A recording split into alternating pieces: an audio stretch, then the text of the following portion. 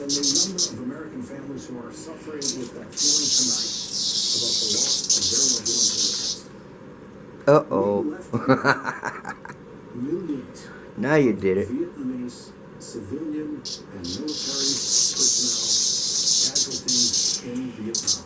Millions of war. You let it get up in the air now. You're screwed.